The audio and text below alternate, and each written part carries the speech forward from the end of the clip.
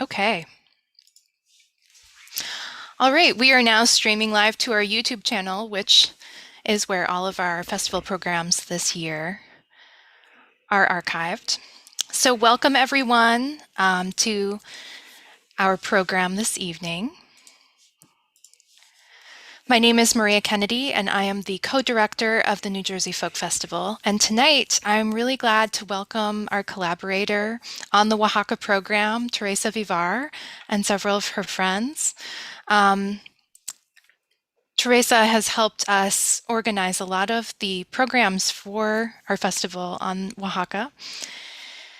And first, before we get started with the main part of the program, I would like my student Lalitha to introduce some of our funders and where the program is coming from. Lalitha.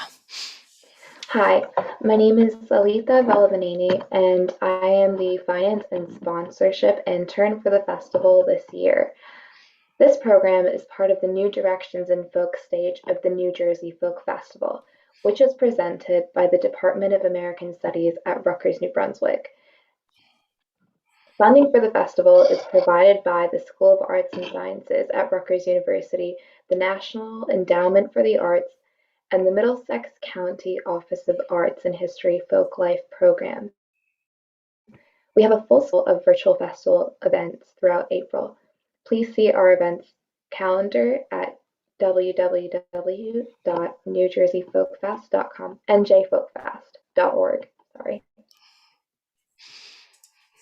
All right, thank you so much, Lalitha. I want to first introduce Teresa Vivar. Teresa is the Executive Director of Lazos America Unida, an arts and advocacy organization for the Latino community here in New Brunswick, New Jersey, although Teresa is speaking to us from Mexico today, so she's coming across the North American continent.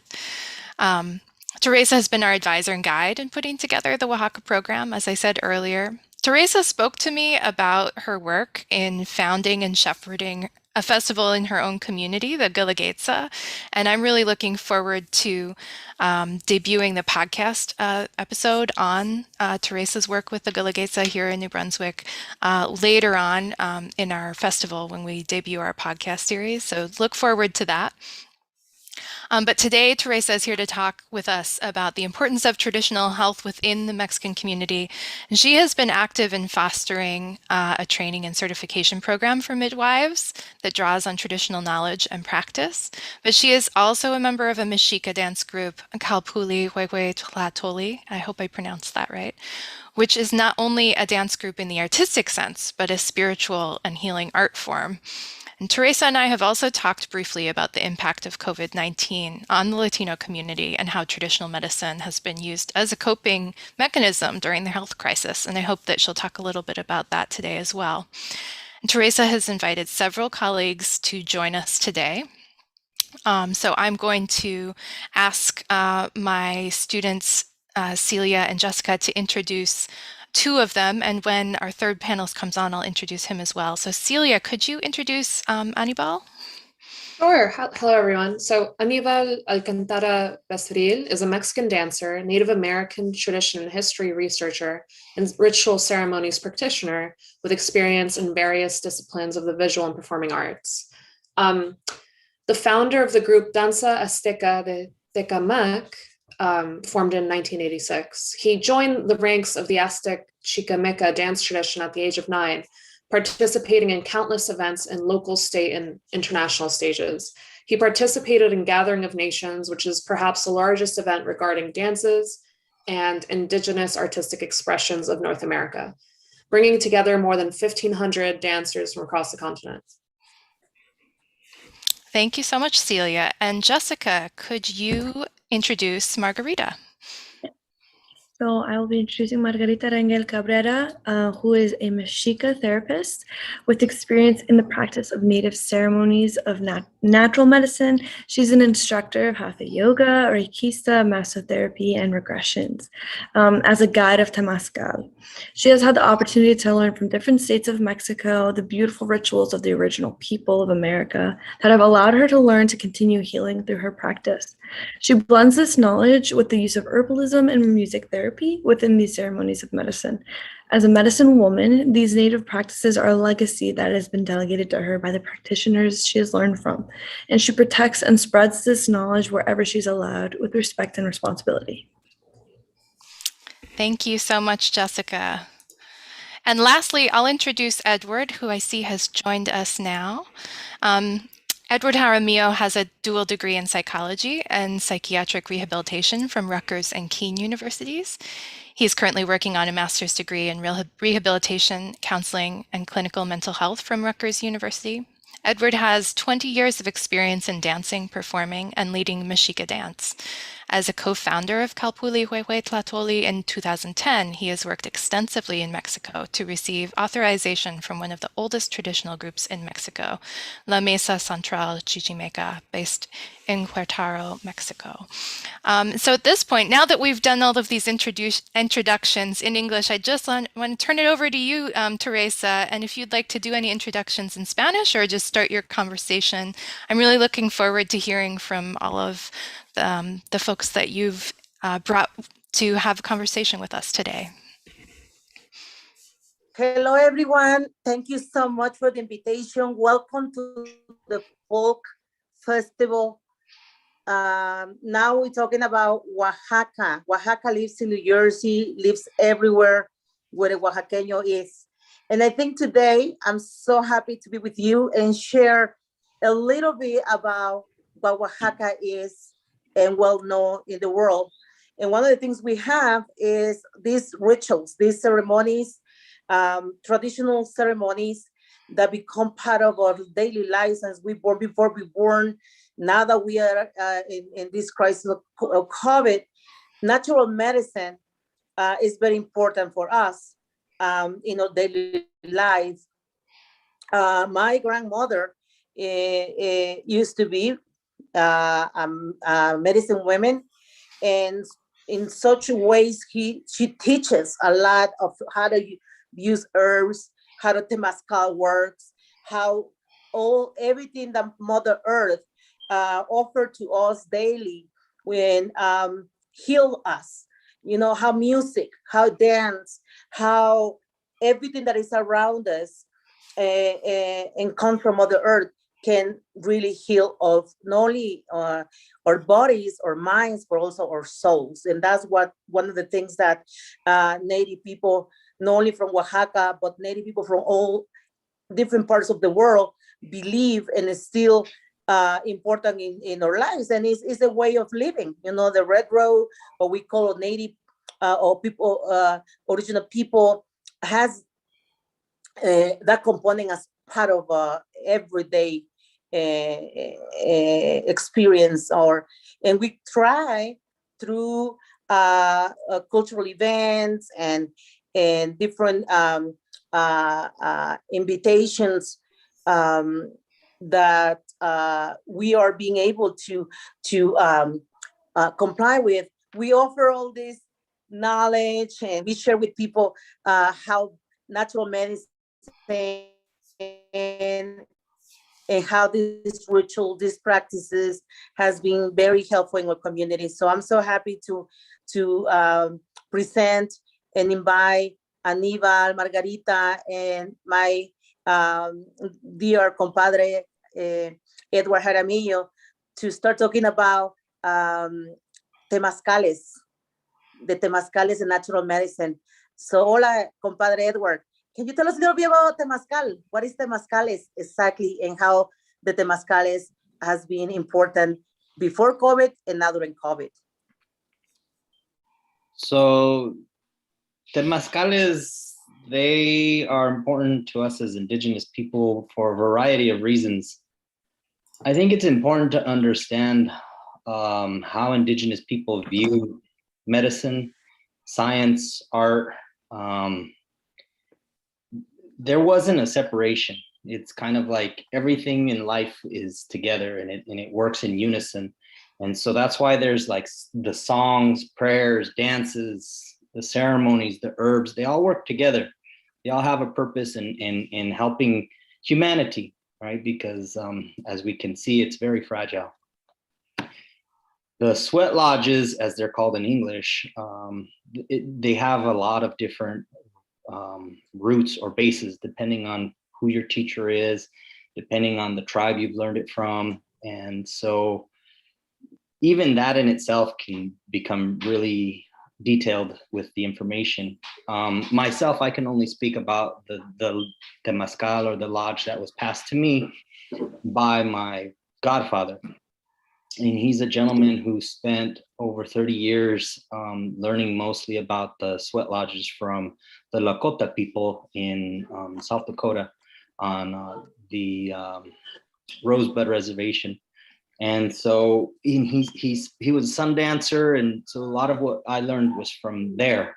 Even though there's kind of like a general consensus that the understanding and the teachings and the knowledge of the Temazcales go further back than even that tribe, down into Mexico, and to the indigenous people down through there who kind of developed it and then shared it. And so that's another key thing to remember too, is that this concept of sharing knowledge and understanding in order for people to be well, right? And it's complicated to understand that now because we have borders, and we're not supposed to be, it's like there's always division.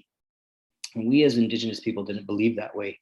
So these lodges, the way that they use them up here, and the way, so I have what is called a medicine lodge. And that is actually even a variation on the lodges that the Lakota people use, because it incorporates the use of peyote. And so that is another thing that, another concept or another aspect of ceremonial life that we practice, a lot of people as indigenous, how do we say, inheritors of our ancestors' knowledge. And so that particular lodge, so in the northern lodges, there's typically 4 doors, and they have a purpose, each door, so each round. And so there's an opening, there's a prayer, there's a healing, and there's a closing. But in the lodge, which I do that as well because of my godfather, but the one that I really use more than anything else is the medicine lodge. So it's built towards healing, but the way that I understand things is we as human beings don't have the power or the ability to do any kind of curing or healing or anything. It's not us. It's the energies, it's the vibration, it's when you take the medicine, when you're sitting with the prayers, when you're breathing in the vapors, when you're hearing the songs and the vibrations, that's meant to help change the vibration in your mind that might also be causing problems as to where healing might be needed. So in that sense, that's how lodges kind of are used. There's going to probably be a variance when the family from Mexico, when they talk, they're probably going to go into a little bit of a different narrative with it, but that's a general idea of the northern style and its use. There's usually tobacco prayers that go along with it, or tobacco ties. And then there's the burning of certain incense, like copal or cedar or sweetgrass. Some people use sage, but the way that I understand it through the teachings of my godfather, who he spent time with the Lakota people and with the Dene people, 2 different nations, and they didn't believe in burning sage in all reality. He doesn't even really understand how that came about, but sage was something to be either consumed through teas or, by actually putting it in your mouth and like letting it sit and you suck on it, or you use it to wash yourself, like you rub it over yourself. And so it's like a cleanser. And so those are some of the elements that get used also in the lodges. And you pray, and sometimes it's not necessarily the way that my padrino would always put it is sometimes the medicine isn't what's actually going to cure you. Sometimes it's what the medicines and the prayers and the fire and all these elements do is put the right person in your path. Maybe it's a doctor, maybe it's a surgeon. As indigenous people, we've tried to be, accommodate Western understanding as well. There's a conflict between traditionalists and non-traditionalists, but typically there is this understanding that, sometimes you do need an outside assistance to be well. And that's where the prayers come into, because you want, if I have to go into surgery for, let's say, because maybe there's something that's too serious that the herbal medicines and traditional medicines can't take care of, well, you want to make sure that the right person is there. And that's where the beliefs of how the power of those prayers work, so they put the right people there. In the usage of these ways now, it's been complicated, obviously, because we're dealing with a virus that's complicated. But if these ways are still valuable, because we have to understand that despite what's going on, health is always, important, and you have to maintain it, right? And so these interactions that we have, and the community buildings that we have, and when we have our ceremonies, maybe they're not as frequent, but we've tried our best to not cut them out completely, because we understand that when you lower your vibration inside of yourself, and the way that I understand it and the way that I was taught is everything vibrates, everything has a vibration. And so when you lower that inside of yourself, then you make yourself vulnerable, more vulnerable, I should say. So not saying that you become invincible, right? Because it's a virus and it's got physical properties, so I might be exposed to it. But if my immune system is built and strong and up, then my body's going to be able to defend itself in a more effective or efficient manner. So that's why these ceremonies are so important. I think I can leave it there, comadre. Muy bien, compadre. Thank you so much for sharing with us the experience. But also, I think it's important when my compadre Edward is mentioned the complicated of COVID. I think also we have to understand the difficulty that is for us to have our sweat lodge everywhere. Like here in Mexico, right now I'm in a place where temazcales are open to all the time. Like it's something that you use to heal yourself, to open your lungs, to relax, to take all the toxins out of your body. You have the herbs right here, right there, where you can cultivate it, and have it ready for you to use, which is a totally different United States, because we have these difficulties with governments and other people to understand how traditional medicine works. And we know that we against, as my compadre says, against Western medicine, because we always promote it wherever is available for us. But the thing is that in the other way, we're still having these challenges for Native people to continue having this type of traditional medicine or natural medicine, as we said. And I think it's this conversation, we hope, takes you, people that is watching us, to understand the importance that has these ceremonies or this medicine for us in our daily lives, because this is occurring, as I said, before COVID, during many years, we born in this, and we also understand, and during COVID, that was very interesting that we're going to talk right now, for example, with Margarita. Margarita is right here in Mexico with me, and she's using temazcales as well as herbs during temazcales to heal as well right now during COVID. So, hola Margarita, ¿cómo estás? Y muchísimas gracias a mi compadre Aníbal Alcántara also to be here with us and translate. Thank you. Hola. Margarita, tell us more about the use of herbs. What herbs have been using into temazcal?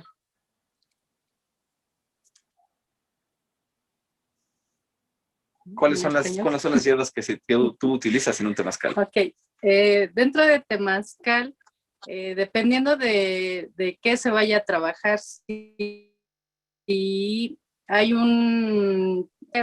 después del parto, tienen que utilizarse hierbas calientes para poder limpiar todo el útero, la matriz, para limpiarla y desinflame también.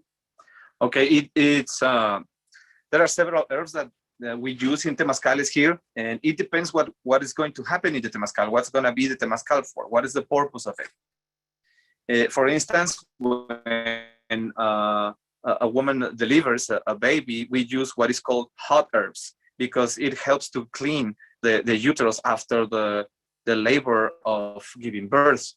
And also it enhances the defenses of the uterus, and the pH regulates it, along with easiness to heal the uterus after the effort of giving birth. Más sin embargo, si es un temazcal de sanación para un grupo de personas con diferentes, hay quienes no tienen enfermedad, solo quieren desintoxicar.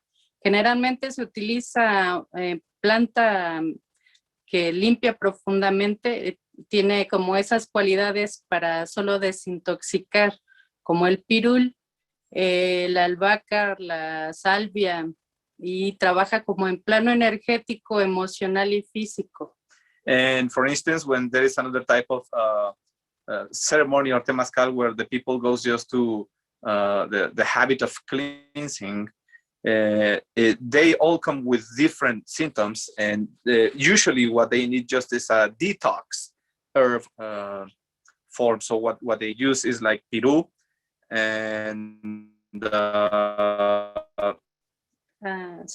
Salvia y albahaca. Sage and albahaca, and those three herbs and the energetic or spiritual way.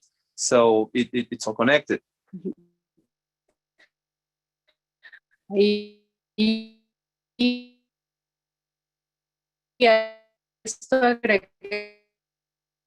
agregamos la bebida de un té para poder ayudar. Above all of this, we add a tea drinking sage talks. Dentro de temazcal, actualmente en México, por ejemplo, si alguien quiere tratar un problema respiratorio hablando o refiriéndonos a esta etapa que hemos vivido con esta pandemia, es bueno hacer un tratamiento previo de depuración, tomando un té de manzanilla, eucalipto y jengibre. Pueden tomarlo cada día, y después de esto también ayuda la vaporización o el entrar a temazcal y utilizar mucho más el eucalipto. And now talking about the situation that we've been experiencing, or the entire planet has been living about the pandemia, the COVID-19 pandemia, what Margarita recommends is that we do a full treatment in which we, prior to getting into the sweat lodge, what we do is that we are gonna drink for a few days a tea that is made out of chamomile and ginger, es manzanilla, eucalyptus, jengibre, ginger, and yeah, nada más esos tres, those three only. And after a few days of been drinking it, then we already help out our lungs and detox our system inside, and so we are ready to get into the sweat. Y bueno, pues dentro de lo que es el temazcal, puedo agregar que esta tradición medicinal pues viene desde época prehispánica.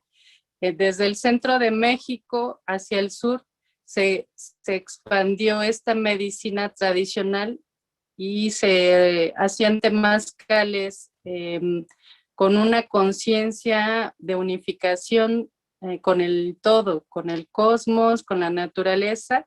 Esta conciencia nos hace como trabajar profundamente, además de desintoxicar.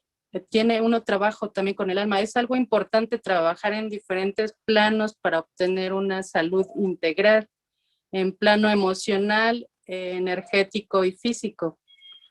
Okay, also I need to mention that we know that these temazcales, these sweat lodges, have a pre-Hispanic root.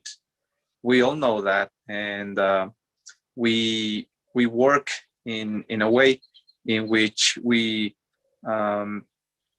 involve different aspects of our lives, either the the body and the spirit, because if we don't work in all them levels, we cannot obtain the health benefits of the whole. We are only just grasping one or two. So it's all related. And in these ceremonies, what we are doing is that we work with everything, with prayers, and along with the tea, the infusions, and along with fire, the elements, and the heat. So it's all connected.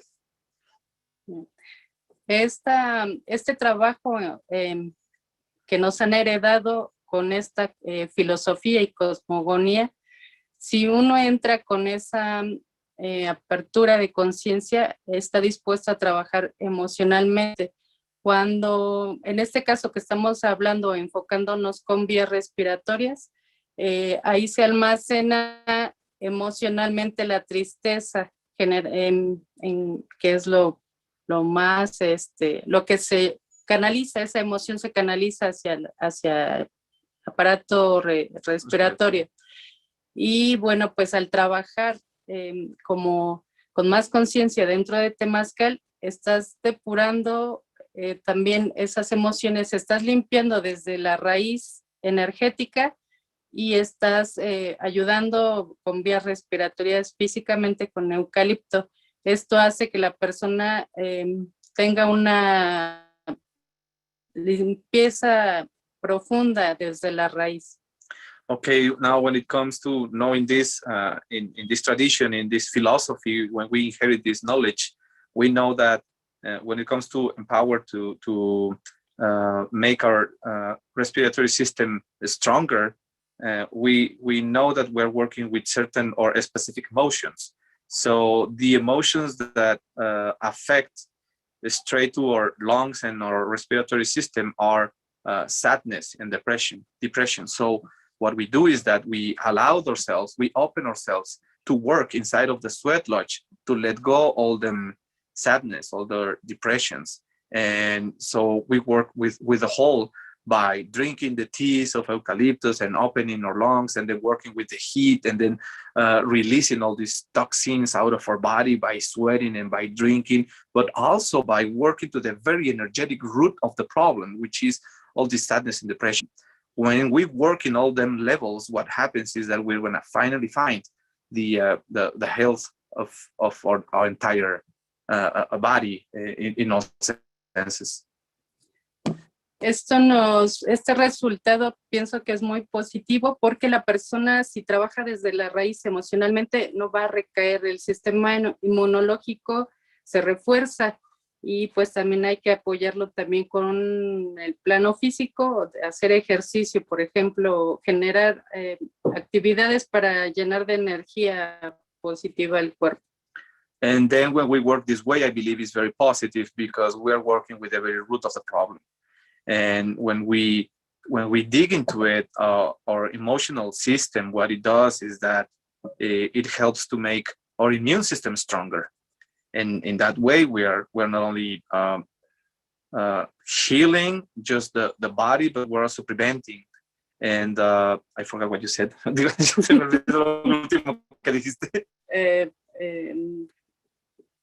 Mencionaste para reforzar el sistema inmunológico.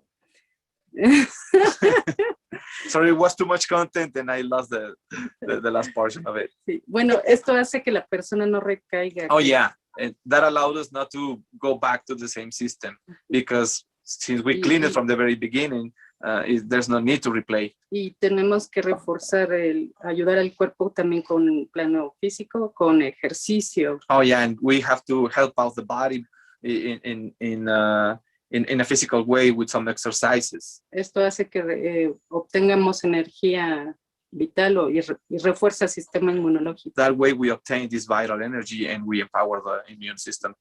Quiero mencionar que dentro de lo que es la tradición cultural prehispánica, pues la herencia que tenemos en este lado en México es como muy filosófico.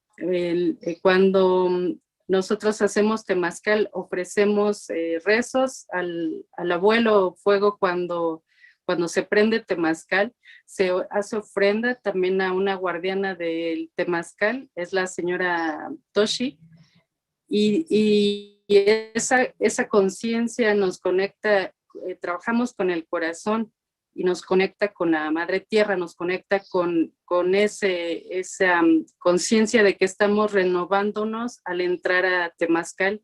Es como si estamos trabajando o viviendo un ciclo de renacimiento.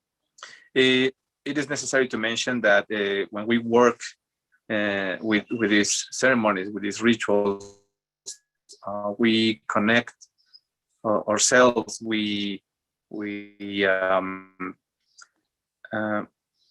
talk to the elements in a certain way in which they're going to work with us or understand us. That is to say, our grandfather, because it's the oldest energy according to our tradition. And we are very philosophical about it. We are very involved when it comes to all of this. So we also are very respectful because we ask permission also to the guardian of the sweat lodge, which is a female energy, which is Tosi. That's the name of the so-called goddess, but it's actually the guardian of it. So the sweat lodge, the ritual, and the actual physical building, they have an entity. They have an energy, and that energy has an intelligence. So we need to properly approach to it. We cannot just go and sweat and then leave, because we need to offer our prayers. We need to offer something else. We need to offer our singing, because what we're doing is that we're pulling energy from the universe itself in order to balance our own energy.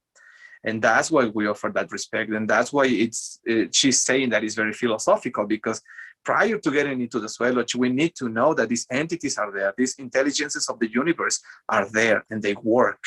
And if we are not aware of it, we will never understand the reality of our life in the way we see life. Because people can see life in whatever way they want, and we're going to respect that. But if you're going to approach to a sweat, don't do it without respecting the ways of the sweat, because you're not going to experience it. Or you're just going to sweat and maybe have a bad time trying to breathe. But if you approach to it, allowing yourself to be healed, to be touched, to be embraced by the heat, by Mother Earth, then you're going to finally experience what she's saying. We're going to be born again, because we're inside of Mother Earth's womb, in that same atmosphere, in that same, let's call it ecosystem, I guess. No, there's an environment. Ecosystem. We're trying to replay ecosystem or environment. And so we're like inside of our mom's uterus, because it's warm and it's humid and it's full of love and it's dark. So there's nothing to be afraid of, because it's only you and Mama inside. I already went beyond what she said, but it's just exactly what she's trying to say. Y dentro de temazcal también Yeah, perdón. I think it's been for everybody who's watching us. You will say, well, we start talking about Oaxaca, right? What we're talking about is Oaxaca. What's going on? We heard about Compadre Edward talking about Lakota and Native American people right here in the United States, and then we're hearing about Mexica and Margarita talking about the Temazcal in Mexico City. Well, we are connected. Oaxaca, New Jersey, from more than 300,000 Mexicans that lives there, the majority are from Oaxaca, from the south, from the states of Oaxaca, Guerrero, and Puebla, which is the Mixteco area, and the majority of the people living in New Jersey come from these areas.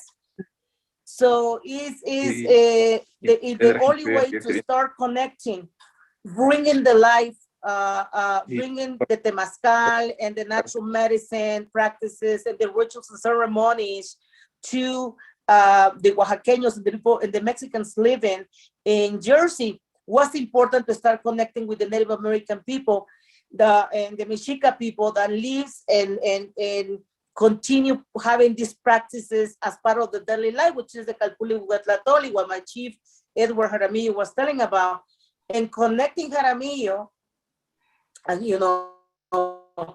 that understand as a native, as American born in the United States, understood how important Temazcal was for Oaxaqueños, and then find out that he was also important in his life and the way he was growing and his way that he teach to young people in New Jersey. I mean, we got the connection, and then we feel hope. Oaxaqueños have hope, right? That our traditions, all the way to see Temazcales and natural medicine, have some people that protected already in the United States. Then through Edward, we connect Anibal, which Anibal also is a practitioner. He runs Temazcales. He is a Mexica, living in Mexico. He's been traveling abroad. He's been in the United States. He's been in Europe. Everywhere that he travels, he brings not only the Temazcal or the switch, what you know, switch, but the switch, but also the medicine of the music, the medicine of the dances, the medicine of these rituals together heals your heart, heals your body, heals your mind. And I think the three of us, between that, now we connect Margarita, which is also talking about herbs and the pre-Hispanic way to see things. And as we said, the only way that we were able to share with you how everything starts to bring the people together that start these natural medicine practices in New Jersey.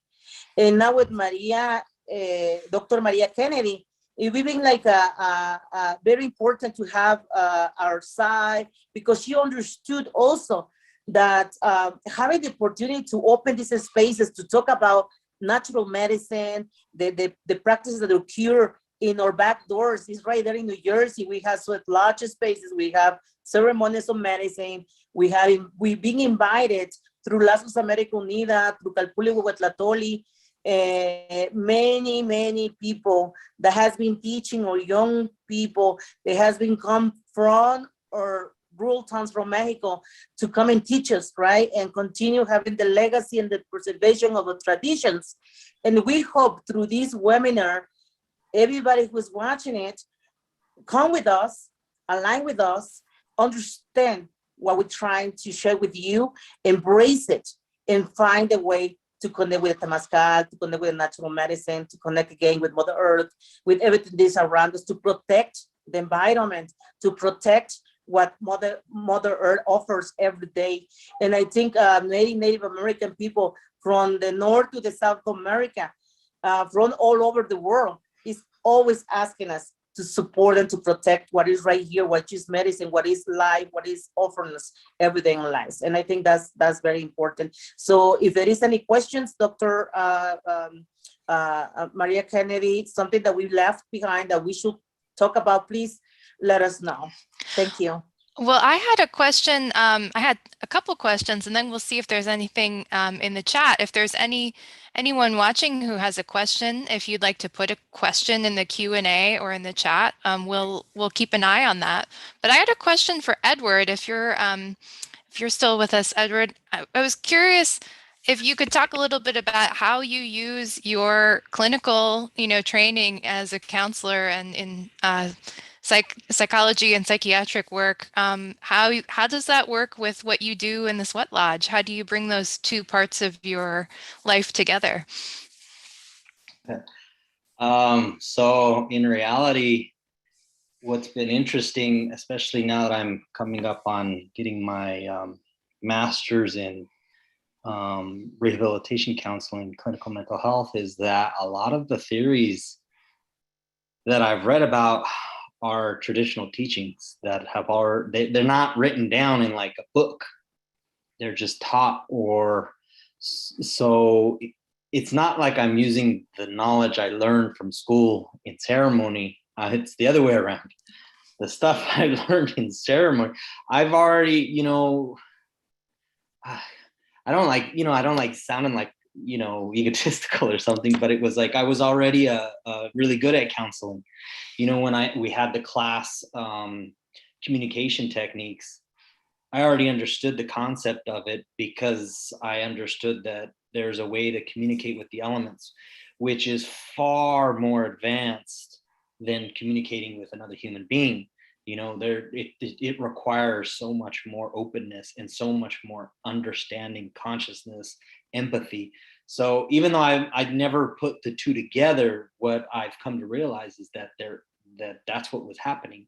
And so in reality, the only thing that I can say is that it's helped me deal with so I don't just do ceremonies like the sweat lodges. I run these Native American peyote ceremonies, and then I have the dance group too. And in there, because we live in such an unnatural way, to me, these are all my own thoughts and beliefs, but it's to me, it's part of the root cause of what causes mental illness.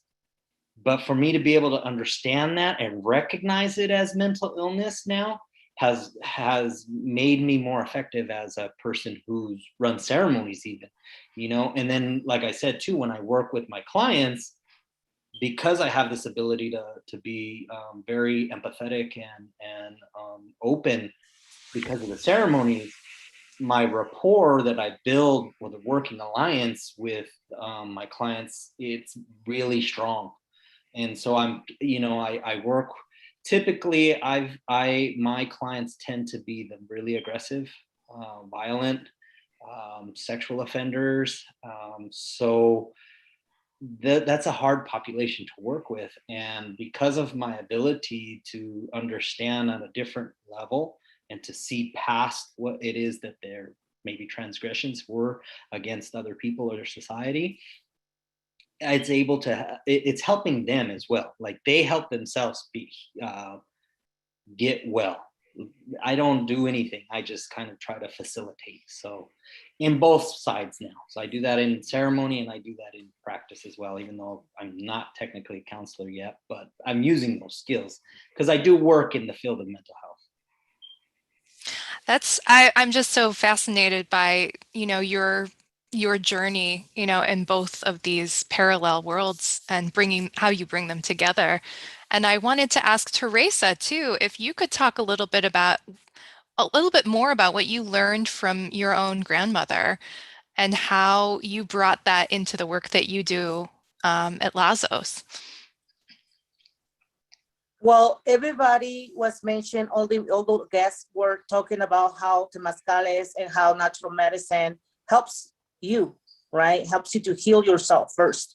Because in order to organize and to guide others or support the needs of others, you need to be good yourself.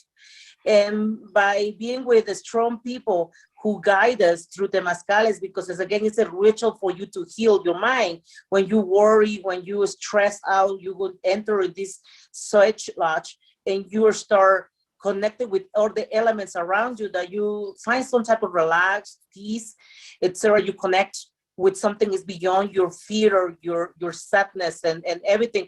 So you leave it there. And then that helps you to go out into the world and confront everything and be kind to people, be, in solidarity with the people that is in need. And you don't see them as a stone burden or something that is heavy to carry on, but most as a way to connect and give a hand to somebody that in that moment is approaching you, some type of need, as I said, but also you are to do something for them is actually giving to you a lot in exchange. And that's type of some of our guests say vibration. Everything that is around us is energy. And the person that is in front of you is sending you this energy.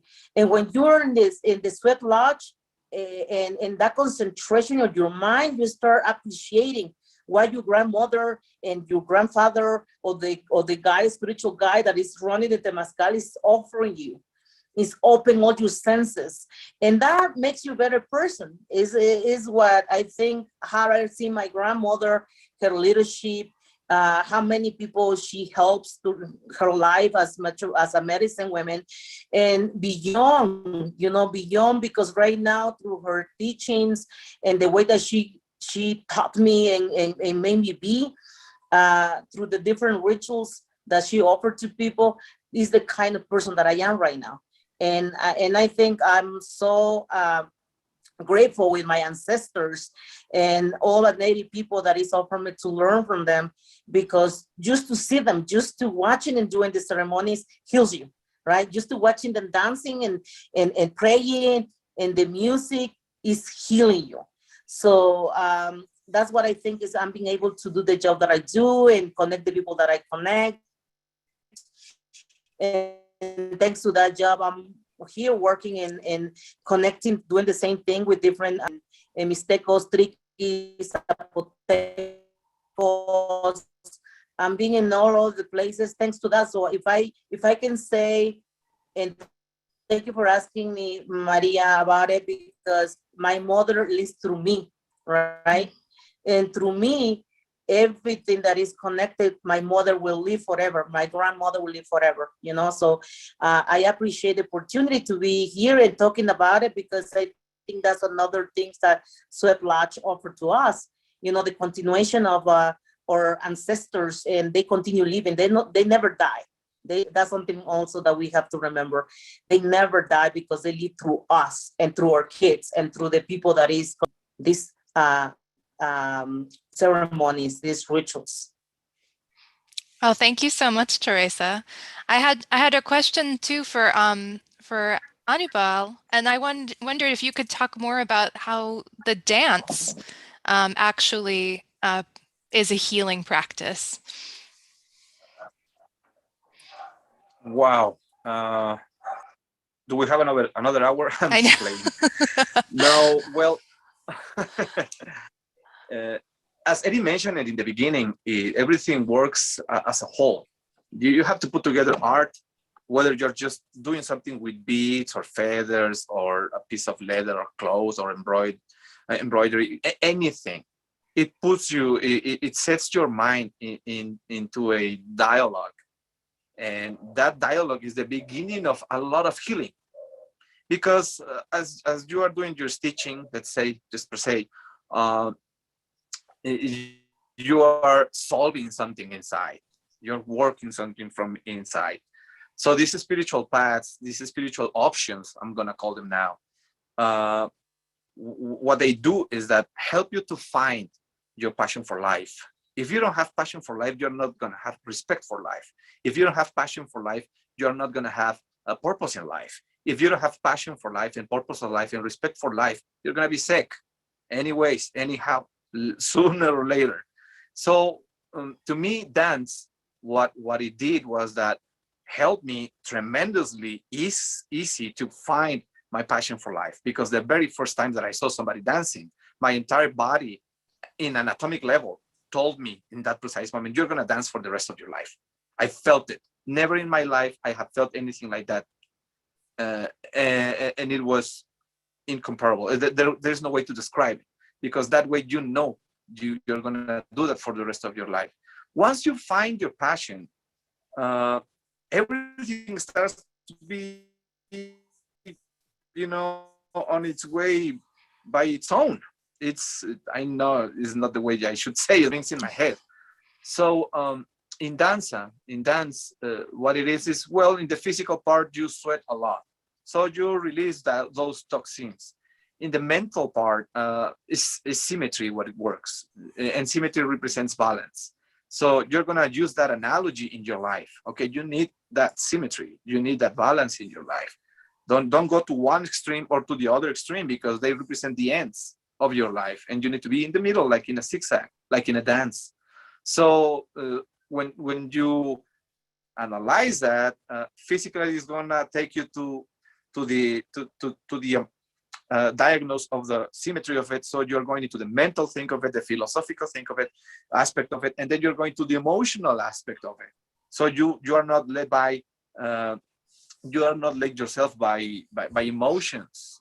You zigzag into emotions. You zigzag into thoughts. You zigzag into your diet. You also know that if you want to dance for more years, you're going to have to take care of yourself. So you're going to have to start doing some exercises that are appropriate for your age. You're going to have to start eating in accordance to your age, in accordance to your effort. And you have to realize that if you put a lot of pressure in your knees for 30 years, then you're going to have to go back to the greens. And also, you're going to have to let go some drinks. You're going to have to let go a lot of salt. You're going to have to let go a lot of sugar. You're going to have to let go those wonderful, delicious sweetbreads and all those kinds of marbles of foods. But it's necessary, because if you don't do it, then you're just cutting your dancing career. You're just taking away that part. So danza has teach me to eat right. Danza has teach me to think right, to think in a balanced way. Danza has teach me to feel right. You know, there's no extreme. It doesn't exist in life. There's no extremes, because then life wouldn't be possible. It's a game of balances. It's a balance. It's a dance. It's a fight. It's a struggle. It's a war of ends. But there's no end. Be able to perceive the marvels of life. So I've learned that from danza. And in danza, we also have some rituals that are coming along with, like fasting. We do some fastings in our group before the festivity. We fast for 9 days. So what we do is that either we take away salt, or we take away meat, or we take away carbs, or we take away sweets, or we take away something that we know that we crave for a lot, because that way it is a way to offer. You know what, Creator? You know what, Mother Earth? You know why? Whatever my faith goes for, I'm gonna give away this. I'm not gonna eat it for 9 days, because I know that this is what I like the most. So I'm gonna put it aside, because there's something more important than that, and it's my prayer. So I'm gonna fast for 9 days. I'm not gonna eat sweets. I'm not gonna eat sugar. I'm not gonna eat salt for 9 days, because those are very valuable. And since they are very valuable, I'm gonna offer them back. And all that is just for one purpose. I want my prayers. I want my ceremony. I want my dance to go right in the very moment that it takes place. It's a prior offer before the actual offer, because in indigenous ways of life, you have this philosophy that you first give and then you ask for. For instance, in the sweat, as Eddie mentioned it, the first sweat is to receive, right? To salute, to open. So first you offer a song, you offer copal, you offer several things in the right, because you are receiving the visit of these energies that you put on the stones. But then there comes this in which you do the healing. That's what you are going to ask for. You're going to ask grandma, you're going to ask grandpa, fire, you know what, I've been feeling sick from my kidneys, so I know I'm going to have to drink this tea, but please help me out with that emotional BS that I have in my head. Let me just release it. Let me cry it out. Let me release that pain. Let me release that fear. Let me release that anger. Just help me to be strong to it. Just stay here with me and embrace me in this moment in which I'm just crying, because it's okay to cry. It's okay to let go. In dance, it's the same thing. Only you don't go inside of the sweat. You sweat it out dancing. You are outside sweat. And in actual ceremonies, in today's ceremonies, that is very difficult to find it, because in several groups nowadays, what happens is that right after the ceremony, the ceremony of Pelación and Danza, there is this big party. So you eat and you drink what you are invited. You are not going to refuse what they offer to you, right? And sometimes what they offer you is not necessarily the healthiest choice, but most of the time people worry about. What they want is just to offer the best they feel you could like, you could enjoy. So usually what I do is that I prepare the rest.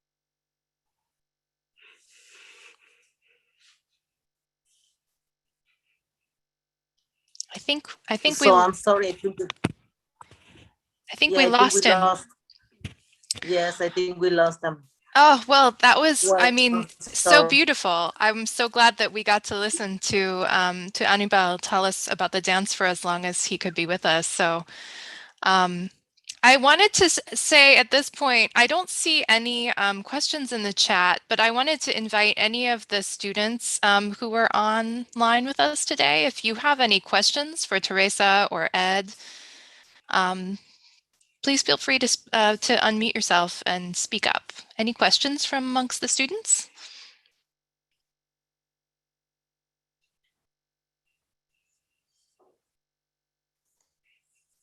Yeah, I guess one question.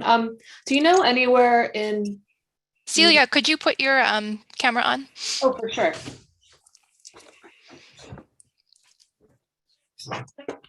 Hello. Yeah, I guess just one question. Do you know any places in the New Jersey, New York area that you could find these herbs that you speak of? Like, because I'm very interested in those teas you were talking about, the eucalyptus tea, or when you're in the States, where do you source your herbs? compadre Edward, I think that's a question for you. Well, it depends. I mean, in all reality, I don't really actually get a lot of my herbs from here, to be honest. Like, if I have stuff, if I'm pressed, it's probably because I'm gonna go to like a Whole Foods or something where I'm gonna try to find something that's you know what I mean? That's is I guess like whole as possible, right? But usually the herbs we tend to bring from Mexico, which we're working on a way to even try to do that in a legal manner because we're constantly fighting restrictions against us and our beliefs and how we understand and do things. But that's a whole other topic. Yeah, in our ways, for example, in Middlesex County, we have herbolarias, we have places where they sell our herbs. They come through shipments from Oaxaca, and then we go to these little stores, little bodegas, where we can find our herbs that are in we know, right? So come from certain areas of Oaxaca. When you talking about Native American ceremonies per se, come from different regions of United States, and others as peyote comes from different areas from south the border of Mexico, right? Or areas that are allowed and permit to grow or medicine. So from different parts, I think as people recognize the natural herbs that we use, and we try to connect with the rural towns to bring them over the border. Sometimes we are able to bring some with us. Other times, in the airports, or the shipments are stopped, and some herbs can pass, right? But we try our best to use the best and the ability to find herbs to run our or heal people. Teresa, you had showed me one of the bodegas here in New Brunswick that was owned by it's La Oaxaqueña, owned by Felipe Tortilla, or that's his nickname anyway. Yeah, that's his famous. He's famous. He's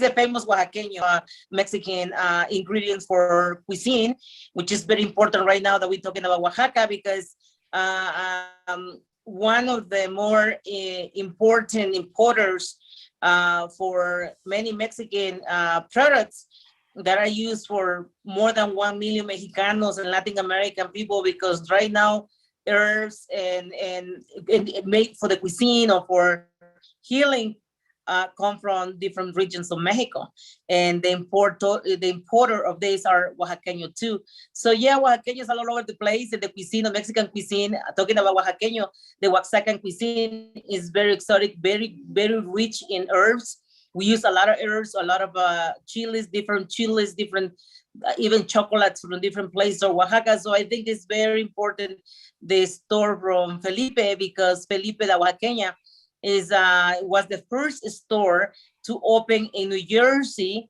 that was carrying on all these different herbs that not many of us were able to find in no other place within Philadelphia, New York, New Jersey, but it's here in New York. It's here in New Jersey, and it's in the heart of New Brunswick. It's a very, very small store, but very packed of what we need to in terms of herbs. Yep. Very interesting. Well, I see we're at, it's about 7 o'clock. So if there's any other questions, speak up at this time, students.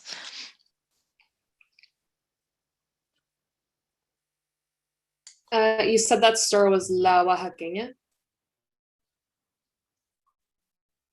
Yes. It's La Oaxaqueña right there in New Brunswick, in the heart of New Brunswick by French Street. Actually, another park was named as the Oaxaca Park because right there where the people is in, the people where lives and you find any kind of food right there in French Street. It's a small street, but it's full of pack of cuisine from Oaxaca, from different parts of South Mexico. And I think for everybody who's watching us, thank you so much for watching this video, for watching this webinar. We hope we bring a little thing about what our Temazcal is about, what is connecting with, how bridges has been connected through natural medicine. I mean, for natural medicine, bridges doesn't exist. And we continue preserving and carry on the tradition of ancestors and connecting hearts through our medicine. And I hope you like it. Thank you so much for the invitation, Maria.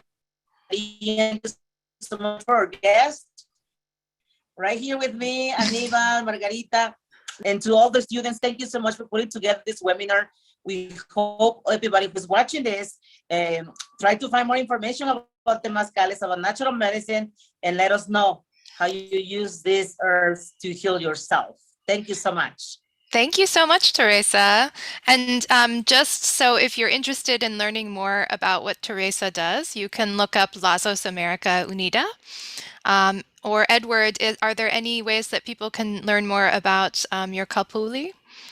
Yeah, I mean, it'd probably be better if I sent you the information and maybe spread it out to them, because to try to get them to figure out how to spell it, it's kind of hard. But Kalpuli Huehuetlatoli, we have a Facebook page. I'll even leave my my phone number with you so people they're interested. I'm here in Edison, so I'm not too far from New Brunswick as well. That's why I work with my comadre, and we are starting our practices up here pretty soon for danza as well. So if people want to come and dance and learn about that part too. That's kind of usually the easiest, safest way to start into this, because it's less, I guess, scary for people. Intimidating. You know, sometimes people don't want to go into a hot, dark temazcal. You know what I mean? Some people do. Some people are brave. Definitely not a good place to start is with the Native American peyote ceremonies. You got to kind of build into that, you know what I mean? But so yeah, I can leave my contact information. That's fine. Yeah, and I did put up on the website, njfolkfest.org. I have Kalpuli Huehuetlatoli all spelled out, and we can put up any contact information that you might want to give us. Yeah, I'll email you my phone number so people can call. And thank you so much to Anibal and Margarita. Gracias for joining us all the way from Mexico City. And thank you so much, Edward, for joining us from Edison, and Teresa for organizing the whole thing. I really just asked Teresa if she could help us put this together, and she made all of the invitations. So, and thank you to our students, and thank you to everybody who's been watching. So, yeah. Thank you to the participants as well. Good night, everybody. All right. Thank you, everyone. Bye-bye.